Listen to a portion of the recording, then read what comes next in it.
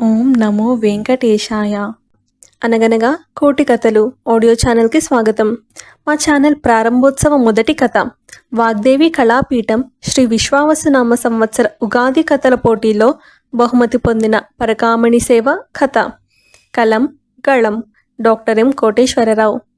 పరకామణి సేవ చెయ్యాలని ఎప్పటినుంచో పరితపిస్తూ ఎదురు చూస్తున్న పరంధామయ్య 10 ఏళ్ల తర్వాత వచ్చిన అవకాశాన్ని ఎందుకు వదులుకున్నాడు? కొండపైకి వచ్చి కూడా తన సేవ చేయకుండా కొండ దిగి వెళ్ళిపోయిన పరంధామయ్యను స్వామి ఆగ్రహించాడా, అనుగ్రహించాడా? భక్తుడికి భగవంతుడికి మధ్య అసలు ఏం జరిగింది? వినండి పరకామణి సేవ కథ. శ్రీహరి శ్రీహరి శ్రీహరి మనసులో స్మరించుకొని కళ్ళు తెరిచాడు పరంధామయ్య. అలిపిరి దగ్గర సామాను తనిఖీ పూర్తి చేసుకొని కొండకు బయలుదేరడానికి సిద్ధంగా ఉంది బస్. అతని ఆనందానికి అంతులేదు. గోవిందా గోవిందా గోవిందా! పట్టరాని ఉద్వేగానికి లోనైన పరంధామయ్య 3 సార్లు గట్టిగా గోవిందనామస్మరణ చేశాడు. బస్సులోని భక్తులు అతని స్మరణకి ప్రతిస్మరణ చేశారు. బస్ పర్వతపు అంచు మార్గంలో ప్రకృతి అందాల నడుమ లోయల హొయ్యలు చూపిస్తూ వలయాలు దాటుతూ పైకి వెళుతోంది. పరంధామయ్య వయసు 50 దాటినా ఇప్పుడు అతని మనసు 10 ఏళ్ల పసివాడిలా కేరింతలు కొడుతోంది.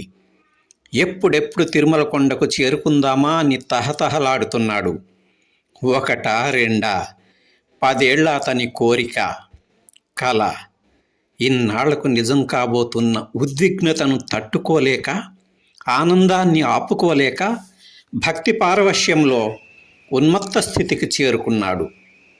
పరకామణి సేవలో పాల్గొని స్వామివారి కానుకలను స్వయంగా లెక్కించాలనేది అతని చిరకాల కోరిక, చెరగని కల. 10 ఏళ్లు గడిచినా అతనికి కాలం కలిసి రాలేదు. ఆరోగ్య సమస్యలు, ఉద్యోగపు ఒత్తిళ్ళు, కుటుంబ సమస్యలు, అర్ధరాత్రి ప్రారంభమయ్యే అంతర్జాల సేవా దరఖాస్తులు తన వరకు రాకముందే అయిపోవడం. కారణాలు ఇవే అయినా కాలం 10 ఏళ్లు దాటిపోయింది. అక్కడికి తెలిసిన మిత్రులు అందరికీ తన వివరాలు పత్రాలు ఇచ్చి స్వామివారి పరకామణి సేవకు తనకు దరఖాస్తు చేయమని ప్రాధేయపడ్డాడు. అయినా అవకాశం రాలేదు. అలాంటిది కోటి జన్మల కల కళ్ళ ముందు నిలిచినట్టు 10 ఏళ్ల తరువాత పరంధామయ్యకు పరకామణి సేవకు అవకాశం లభించింది. పొంగిపోయాడు, ఉప్పొంగిపోయాడు, ఊరేగాడు, ఊరంతా గొప్పగా చెప్పుకున్నాడు, తిరుపతి రైలెక్కాడు. పరంధామయ్యకి రాత్రంతా రైల్లో నిద్రపట్టలేదు. తిరుమల కొండకు చేరుకున్నట్టు, పరకామణిలో కానుకలు లెక్క పెడుతున్నట్టు, ఆ పుణ్యసేవలో తరిస్తున్నట్టు ఎన్నెన్నో ఊహలు. మాటి మాటికి చేతి గడియారం చూసుకోవడం, బెర్త్ పైనుంచి లేచి కిటికీలోంచి ఏ ఊరు వచ్చిందో చూడటం, తనలో తానే ముసిముసిగా నవ్వుకోవటం.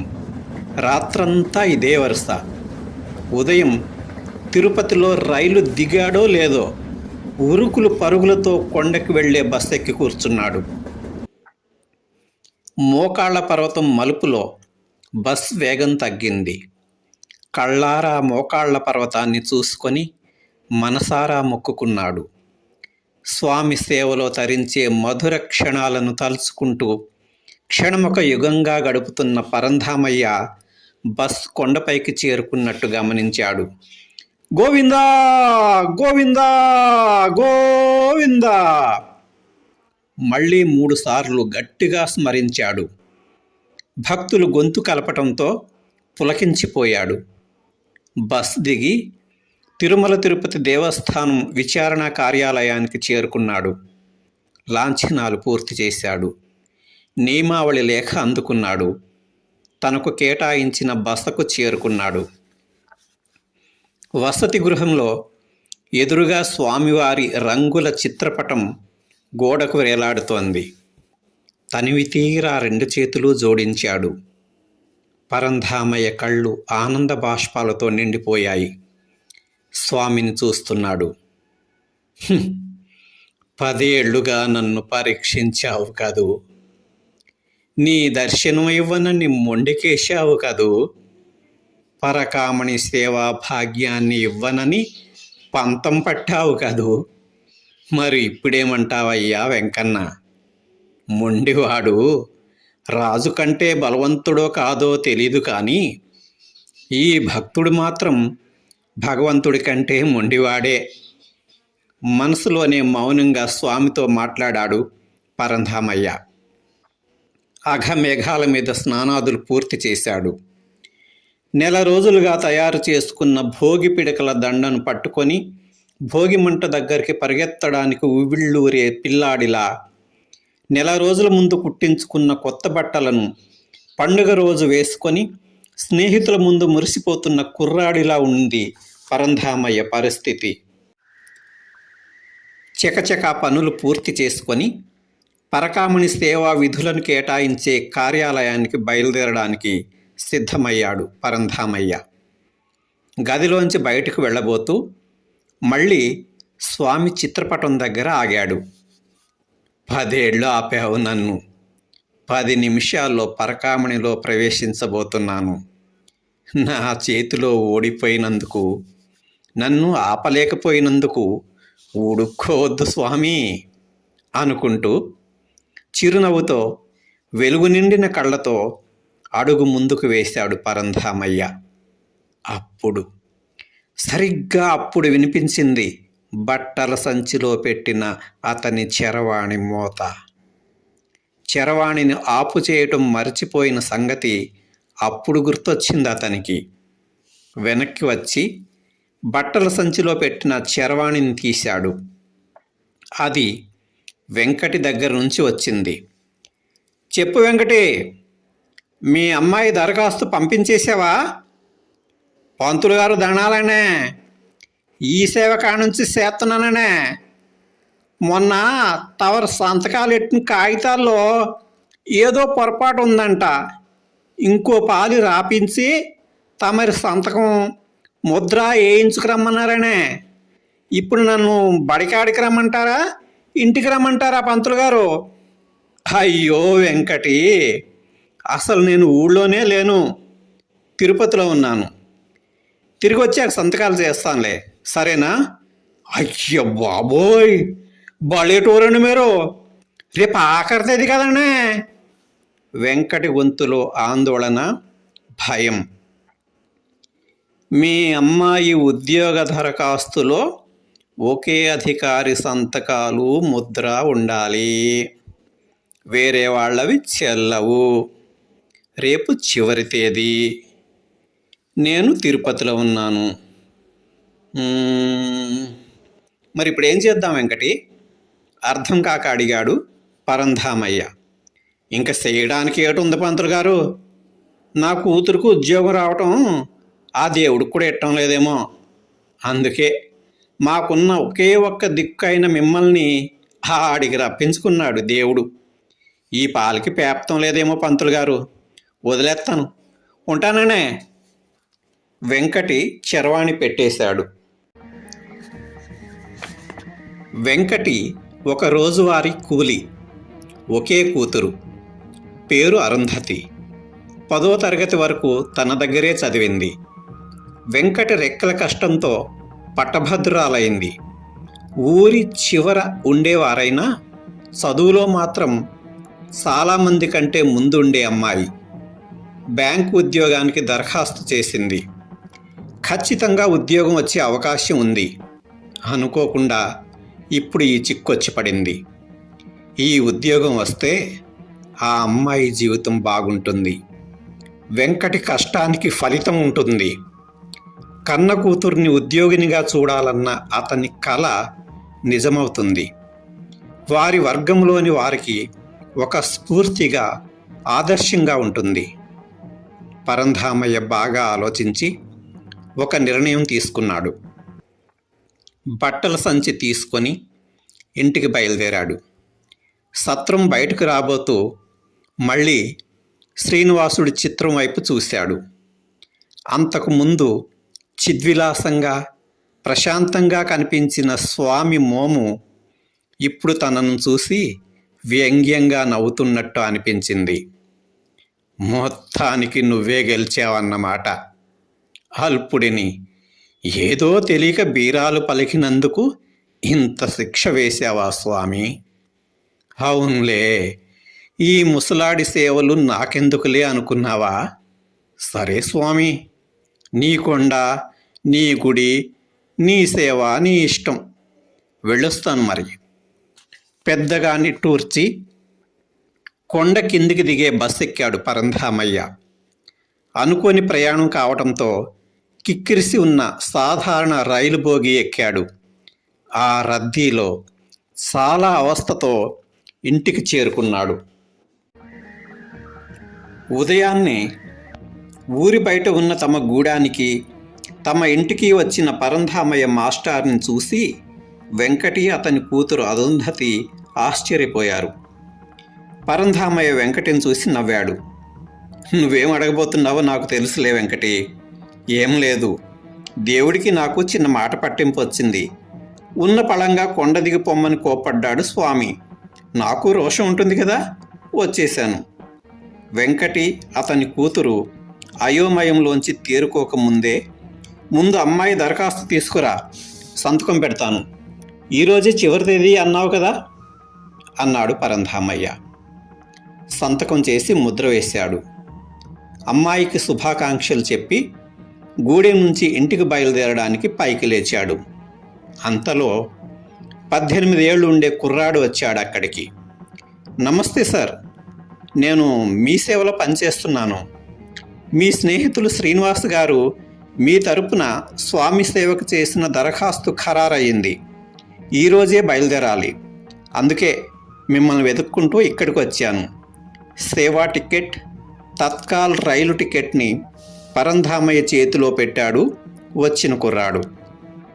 అదేంటి, పరకామణి సేవ టికెట్లు అయిపోయాయి కదా? ఆశ్చర్యంగా అడిగాడు పరంధామయ్య. ఇవి పరకామణి టికెట్లు కాదు సార్, బంగారు ఆకిలి సేవ టికెట్లు అన్నాడు కుర్రాడు. బంగారు ఆకిలి సేవనా? అదేం సేవ? ఎప్పుడు వినలేదే అయోమయంగా అన్నాడు పరంధామయ్య. కొత్తగా మొదలుపెట్టారులేండి, వాటి గురించి జనానికి అంతగా తెలీదు. అందుకే ఆ సేవ మీకు దొరికింది. గర్భగుడిలో స్వామికి 10 అడుగుల దూరంలో ఉండి భక్తులను వరుసలో పంపుతూ ఉండాలి. అదే బంగారు ఆకిలి సేవ. తొందరగా బయలుదేరండి. కుర్రాడు అక్కడి నుంచి వెళ్ళిపోయాడు. గర్భగుడిలో స్వామికి 10 అడుగుల దూరంలో సేవ చేసే భాగ్యమా? ఆ ఊహకే ఉక్కిరి బిక్కిరయ్యాడు పరంధామయ్య. ఆనందంతో ఉబ్బి తబ్బిబ్బయ్యాడు. ఆ ఆనందంలో తన స్నేహితులలో శ్రీనివాస్ పేరుతో ఎవ్వరూ లేరనే సంగతి కూడా మర్చిపోయాడు. పరంధామయ్య తిరుపతి రైలు ఎక్కాడు. అతని శరీరం రైల్లోనే ఉన్నా అతని మనసు అప్పుడే తిరుమల కొండ ఎక్కేసింది. బంగారు ఆకిలి సేవలో నిమగ్నం అయ్యింది. వైకుంఠంలో శ్రీనివాసుడు, పద్మావతి అమ్మ, పరకామణిలో సేవకు వచ్చిన భక్తులు లెక్కించిన కానుకల రాసులను ఆసక్తిగా చూస్తున్నారు. ప్రతి రాశి ముందు దానిని లెక్కించిన భక్తుడి పేరు రాసి ఉంది. అన్ని రాసులు ఒకే పరిమాణంలో ఉంటే ఒకే ఒక్క రాశి మాత్రం 10 పెద్దగా ఉండడాన్ని చూసి ఆశ్చర్యపోయింది పద్మావతి అమ్మ. ఆ రాశి ముందు ఉన్న పేరు చూసి మరింత ఆశ్చర్యపోయింది అమ్మవారు. ఆ పేరు పరంధామయ్యది. అమ్మవారు శ్రీనివాసుడి వైపు చూస్తూ, ఇదేం విడ్డూరం స్వామి, 10 ఏళ్లుగా ఆ పరంధామయ్య అసలు పరకామణిలోకే అడుగే పెట్టలేదు, మీరు కరుణించనూ లేదు. అలాంటిది అతని పేరు ఎలా వచ్చింది? అతని పేరు ముందు అంత పెద్ద కానుకల రాశి ఎలా వచ్చింది? అడిగింది. అందుకు స్వామి చిద్విలాసంగా నవ్వి, పరంధామయ్య భౌతికంగా పరకామణిలోకి అడుగు పెట్టకపోయినా మానసికంగా అతను ఎప్పుడూ పరకామణిలోనే కూర్చొని ఉంటాడు. మనసులో, ఆలోచనలలో నిత్యం నా కానుకలు లెక్కిస్తూనే ఉన్నాడు. భౌతికంగా అయినా మానసికంగా అయినా లెక్కే కదా. 10 ఏళ్లుగా లెక్కిస్తున్న రాశి పెద్దగా కాకుండా చిన్నగా ఉంటుందా చెప్పుదేవి అన్నాడు. బాగానే ఉంది మీ లెక్క, మీ భక్తవత్సలత. మరి అంతటి కరుణా సముద్రులు పరంధామయ్యను పరకామణిలోకి అనుమతించక కొత్త సేవలు సృష్టించటమెందుకు, పక్కదారి పట్టించటమెందుకు? సందేహంగా అడిగింది పద్మావతి అమ్మ. అది పక్కదారి కాదు దేవి, దగ్గరి దారి. పరకామణిలో కానుకలలోనే నన్ను చూసుకుంటూ తరించాలనుకున్న పరంధామయ్యకు రోజంతా నన్ను చూసే అవకాశం ఇస్తే ఇంకెంత పరవశించిపోతాడో కదా. 10 ఏళ్లుగా నిరీక్షణలో ఉంచిన నా భక్తుడికి నేను ఆ మాత్రం అపరాధ రుసుం చెల్లించుకోవద్దా దేవి? చిరునవ్వుతో శ్రీనివాసుడు. ఆ సమాధానంతో చిద్దిలాసంగా నవ్వటం ఇప్పుడు పద్మావతమ్మ వంతు అయ్యింది. పద్మావతి సమేత శ్రీనివాస అభయ వరద హస్తాల నుండి దీవెనలు వర్షిస్తుంటే పరంధామయ్య తన సేవలో తాను మునిగిపోయాడు. దేవుడు పూజారి ఇద్దరూ వరమిచ్చినా వాడుకునే స్థితిలో లేడిప్పుడు పరంధామయ్య. అతను స్వామికి 10 అడుగుల దూరంలో ఉన్నా అతని దృష్టి స్వామి మీద లేదు, స్వామి కార్యం మీద ఉంది. భక్తులను వరుస క్రమంలో తోపులాట లేకుండా పంపించే పనిలో మునిగిపోయాడు. తన కళ్ళ ముందు నుండి వెళుతున్న ఒక్కొక్క భక్తుడి భక్తి పారవశ్యంలో, ఆర్తిలో స్వామిని దర్శిస్తున్నాడు, తరిస్తున్నాడు పరంధామయ్య. మీరు ఇంతవరకు పరకామణి సేవ కథ విన్నారు. కళం గళం డాక్టర్ ఎం కోటేశ్వరరావు. ఈ కథ మీకు నచ్చితే మరిన్ని మంచి కథలు వినడం కోసం మా ఛానల్ను సబ్స్క్రైబ్ చేయండి, లైక్ చేయండి, షేర్ చేయండి. ఈ కథపై మీ అభిప్రాయాలను కామెంట్స్ రూపంలో తెలియచేయండి. ఓం నమో వెంకటేశాయ.